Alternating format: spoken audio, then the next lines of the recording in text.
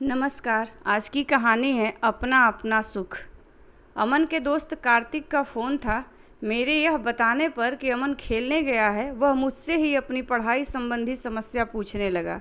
शायद वह जानता था कि अमन को मैं ही पढ़ाती हूँ। पूरी तरह संतुष्ट होकर उसने फ़ोन रख दिया।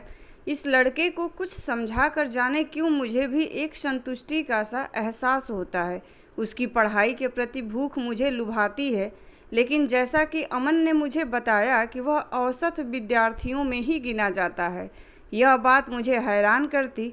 पर होता है, कई विद्यार्थी जी जान लगाकर भी वह सब हासिल नहीं कर पाते जो एक विद्यार्थी थोड़ी सी मेहनत से ही हासिल कर लेता है, जैसा कि मेरे बेटे अमन के साथ है, जो हर साल अव्वल रहता है। कार्तिक उसका घनिष्ठ मित्र भी नहीं है, सहपाठी मात्र है। पढ़ाकू लड़के उसके दोस्त हो भी नहीं सकते। मैं कई बार सोचती हूँ, अमन के पास कार्तिक जैसी पढ़ाई के प्रति भूख और लगन क्यों नहीं है, और कार्तिक के पास अमन जैसा तेज़ दिमाग और स्मरण शक्ति क्यों नहीं है। फिर अपनी ही सोच पर हंस पड़ती हूँ। बचपन में ऐसे ही टेढ़े सवाल मैं अपनी टीचर से भी करती थी। मैडम, मछली ज़मीन पर क्यों नहीं रहती और चॉकलेट पेड़ पर क्यों नहीं उगते? मैडम बड़े ही धैर्य और प्यार से मुझे समझाती थीं, क्योंकि ईश्वर ने सभी के लिए एक जगह नियत की है। जिसे जितना मिलना चाहिए उसे उतना ही दिया है, तभी तो यह सृष्टि संतुलित रूप से चल रही है। ईश्वर पर भरोसा रखो, वह जो करता है भले के लिए ही करता है। आज भी उनका यही तर्क मेरे हर असंतोष को दबा देता है। फिर भी दिल में उस लड़के से मिलने की उत्कंठ लालसा जन्म ले चुकी थी। परीक्षा परिणाम वाले दिन यह लालसा पूरी भी हो गई। हम अमन की कक्षा की ओर जा रहे थे कि सामने से आ रहे एक बच्चे ने मुझे नमस्ते आंटी कहा। वह अपने पिता के साथ खड़ा था। मैंने अमन से पूछा, यह कौन था? यही तो था कार्तिक। ओह, पहले बताता ना, उसकी मम्मी। कहते कहते मैं रुक गई। मैं भी तो अमन के संग अकेले ही आती हूँ, कभी भी उसके पापा साथ नहीं होते, बहुत व्यस्त जो रहते हैं। शायद उसकी मम्मी भी बहुत व्यस्त हों, या बीमार हो, या हो ही ना, तभी तो वह मुझसे अपनी समस्या शेयर करता है। छी, मैं भी क्या ऊल जलूल बातें सोचने लगी। सिर झटक कर मैंने अमन के साथ उसकी कक्षा की ओर तेजी से कदम बढ़ा दिए। प्रथम स्थान पर अमन का नाम देख दिल खुशी से झूम उठा। कक्षा से बाहर निकले तो अमन के कुछ दोस्तों ने उसे घेर लिया।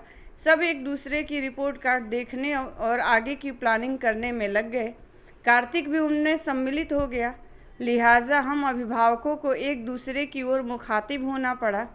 आप अमन की मम्मी हैं, आपको बहुत बहुत बधाई। बहुत होनहार है आपका बेटा, उसे शायद आप ही गाइड करती हैं। कार्तिक की भी आप बहुत मदद करती हैं।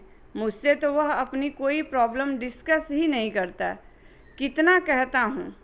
वे थोड़ा रुके तो मुझे लगा मुझे भी कुछ बोलना चाहिए। कार्तिक की मम्मी नहीं आई साथ? घूम फिर कर जुमा पर वही सवाल आ गया जो इतनी देर से दिल में घुमड़ रहा था। जी नहीं, दरअसल वो काफ़ी व्यस्त रहती हैं। अमन के पापा भी नज़र नहीं आ रहे। आखिर वो सवाल उठ ही गया जिससे मैं बचना चाह रही थी। जी, वो आ नहीं पाए। चुनाव नज़दीक है तो व्यस्तता बहुत बढ़ गई है। उनकी आंखों में प्रश्न चिन्ह उभरते देख मैंने स्वयं ही अगले पूछे जाने वाले प्रश्न का उत्तर दे दिया। जी, दिनकर वर्मा मेरे पति हैं। ओह, आप दिनकर जी की पत्नी हैं? मेरी पत्नी रत्ना भी चुनाव की तैयारियों में ही व्यस्त हैं। मेरी आंखों में प्रश्न चिन्ह उभरते देख उन्होंने भी मेरी जिज्ञासा का समाधान कर दिया। जी, मैं मेयर रत्ना बिरला का पति हूँ। ओह, मैं जैसे आसमान से गिरी। मेरे पति की कट्टर राजनीतिक प्रतिद्वंदी, मैं उसी के पति से मित्रवत बतिया रही हूँ। कोई देख लेगा तो। मैं चलती हूँ, अमन की स्टेशनरी वगैरह भी लेनी थी। अमन, चलो बेटे, देर हो रही है। पूरे रास्ते में पसीने पसीने होती रही।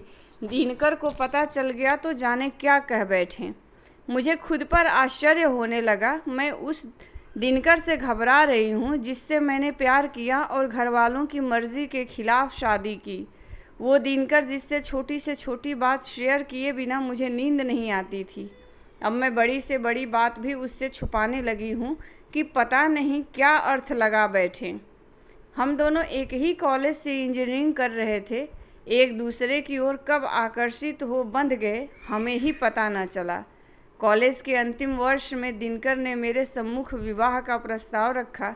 यह जानते हुए भी कि दोनों के ही घर वाले राज़ी नहीं होंगे, हमने पढ़ाई खत्म कर शादी करने का निश्चय कर लिया।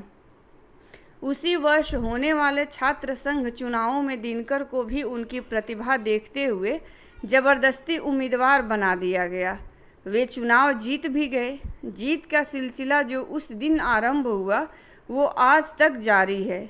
अपने वादे के मुताबिक डिग्री और नौकरी मिलते ही दिनकर ने मुझसे शादी कर ली, लेकिन इस दौरान वे मेरी सौत यानी राजनीति से भी गठबंधन कर चुके थे। लोकप्रिय नेता के रूप में एक बार उनकी छवि उभरी तो फिर उभरती ही चली गई। छात्र संघ चुनाव, स्थानीय चुनाव और अब यह विधानसभा चुनाव, सिलसिला था कि थमने का नाम ही नहीं ले रहा था। चतुर राजनीतिज्ञ के मुखौटे के पीछे मेरा प्रियतम इंजीनियर दिनकर कहीं छुप सा गया था। अमन के लालन पालन में मैं खुद को कब तक डुबोए रखती।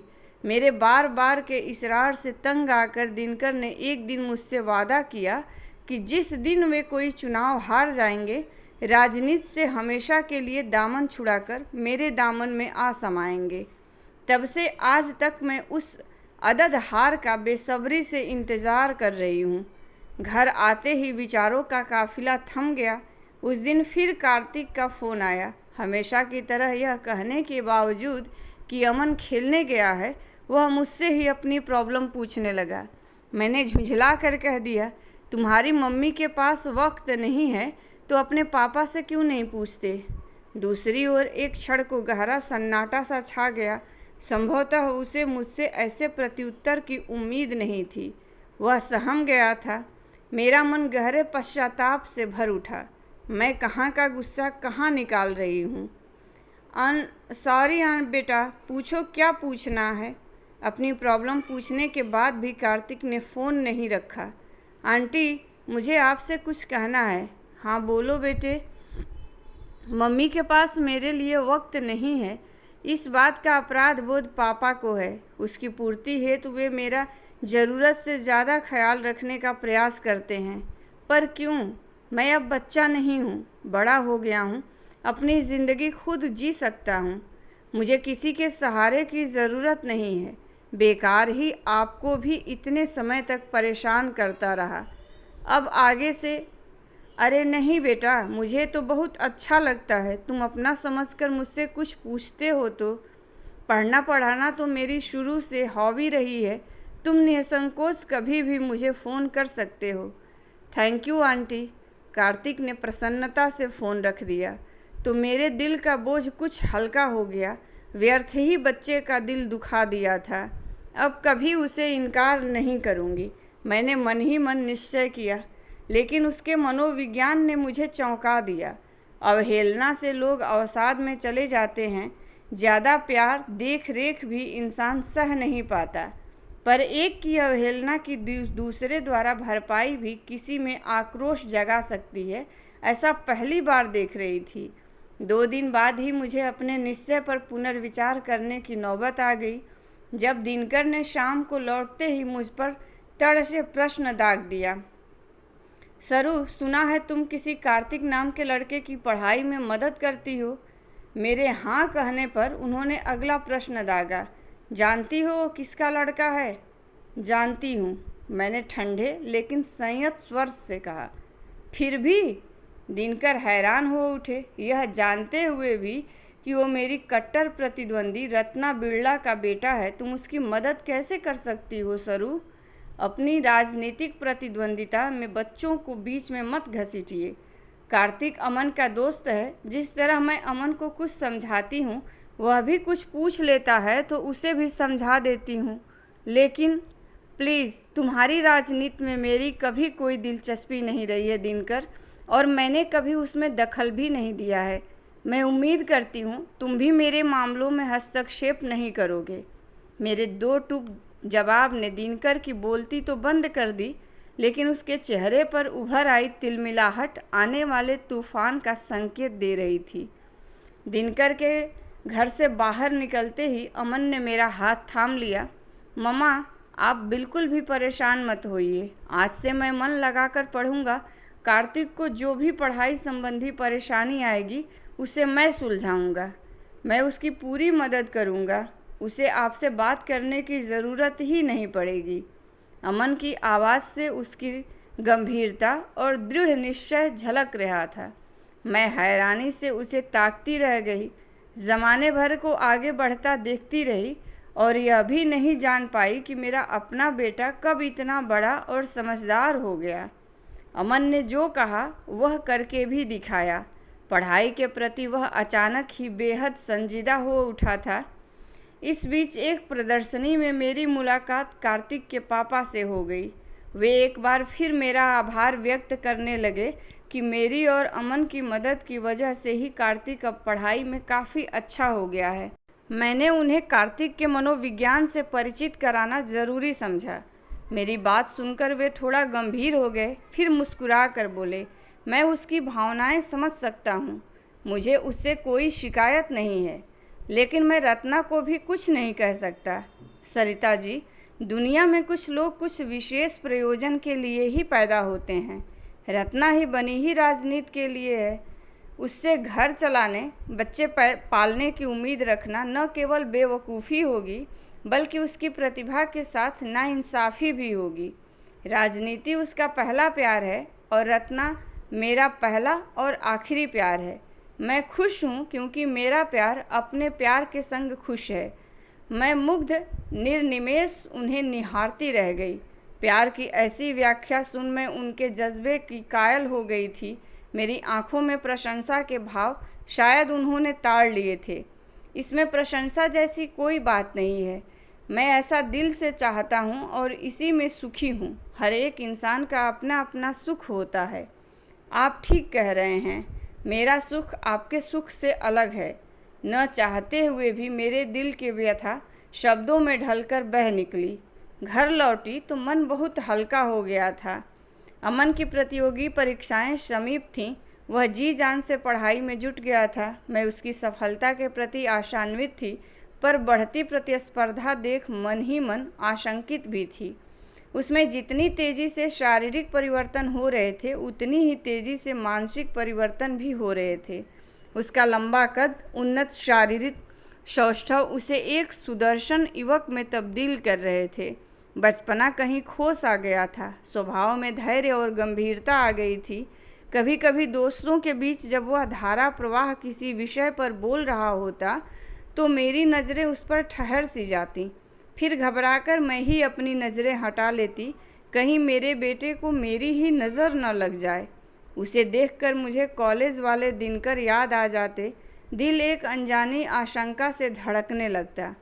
खैर, परीक्षाएं समाप्त हुईं और रिजल्ट भी आ गया। अमन का आईआईटी में चयन हो गया था। मेरा दिल बल्लियों उछलने लगा। बरसों की साध पूरी हो गई थी। दिनकर भी बहुत खुश थे।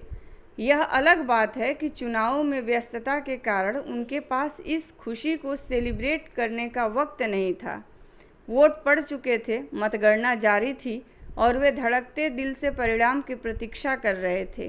पर इस परीक्षा परिणाम में मेरी कोई रुचि नहीं थी। इसलिए अमन ने जब दोस्तों द्वारा दी जा रही पार्टी में मुझे भी साथ चलने का प्रस्ताव रखा तो मैं सहर्ष मान गई। रास्ते में उसने बताया कि कार्तिक का भी एक अच्छे इंजीनियरिंग कॉलेज में दाखिला हो गया है। सुनकर मेरी खुशियाँ दोगुनी हो गईं। होटल में पार्टी अपने पूरे शबाब पर थी। कई अभिभावक एक दूसरे को बधाइयाँ देते हुए पार्टी का लुत्फ़ उठा रहे थे। मैं भी उनमें शामिल हो गई। तभी पीछे से बधाई हो सरिता जी के उल्लासित स्वर ने मुझे चौंका दिया। मुड़कर देखा, कार्तिक के पापा थे। जी धन्यवाद, आपको भी। कार्तिक की मेहनत रंग लाई। बात आगे बढ़ पाती इससे पहले ही किसी ने हॉल में लगा टीवी ऑन कर दिया। चुनाव परिणाम घोषित किए जा रहे थे। सबके साथ हमारी भी नज़रें टीवी पर टिक गईं। रत्ना जी भारी बहुमत से विजयी होकर प्रदेश की पहली महिला विधानसभा सदस्य बन गई हैं। उन्होंने अपने प्रतिद्वंदी दिनकर वर्मा को 1 लाख से भी अधिक मतों से शिकस्त दी। टीवी उद्घोषणा सुन मेरे सुन लेने के बाद भी मुझे अपने कानों पर विश्वास नहीं हो रहा था। क्या सचमुच मैं अपनी जीत की उद्घोषणा ही सुन रही थी? मेरे चेहरे पर उभरती प्रसन्नता की लहरों को मेरे सामने खड़े शख्स ने बखूबी पहचान लिया। बहुत बहुत बधाई हो सरिता जी, आपके सुख का दिनकर तो आज उदय हुआ है। हमारे आसपास खड़े हमें जानने वाले अभिभावक हमें आश्चर्य से घूरने लगे। अब मैं उन्हें कैसे समझाती कि सबका अपना अपना सुख होता है। धन्यवाद। कहानी पसंद आई हो तो लाइक कीजिए, शेयर कीजिए और ऐसी ही कहानियों के लिए प्लीज़ मेरे चैनल को सब्सक्राइब कीजिए।